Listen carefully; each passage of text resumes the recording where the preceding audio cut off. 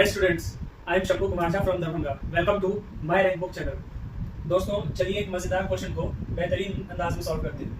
Question कह रहा है in a zoo there are some pigeons and some rabbits. Total heads are counted 218 and total legs are counted 820. Then find the number of pigeons. यानी कि किसी चिड़ियाघर में कुछ कबूतर हैं और कुछ खरगोश हैं। कुल सिरों की संख्या 280 है और कुल पैरों की संख्या 820। तो पूछ रहा है कि कबूतरों की संख्या कितनी है।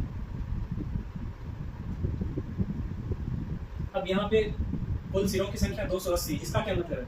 इसका मतलब है कि कुल जानवरों की जो संख्या है वो 280 है, यानी कि टोटल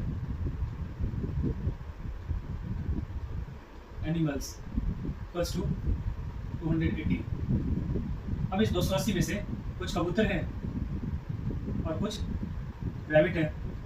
अब हम जानते हैं कि आमतौर पर हर एक कबूतर के 2 पैर होते हैं और हर एक रैबिट के 4 पैर होते हैं। तो इस 4 को हम 2 + 2 स्प्लिट करके भी लिख सकते हैं।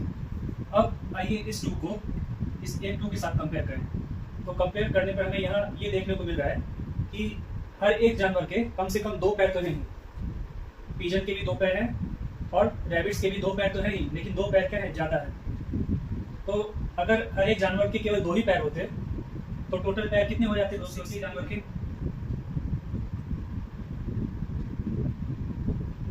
टोटल लेग्स 280 × 2 यानी कि 560।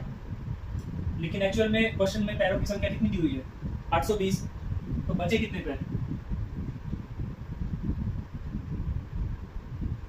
Remaining legs equals to 820 minus 560। ये कितना हो जाएगा? 260। अब ये 260 पैर क्यों बच रहे हैं? ये इसलिए बच रहे हैं क्योंकि हमने रैबिट्स के केवल 2 ही पैर को काउंट किए। तो हर एक रैबिट के जो 2 पैर बचे हैं, अब उससे इसको डिवाइड करना होगा। तो नंबर ऑफ रैबिट्स जो हो जाएगा वो 260/2 यानी कि 130।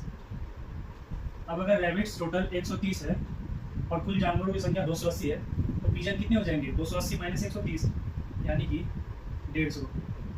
ये हमारा आंसर है।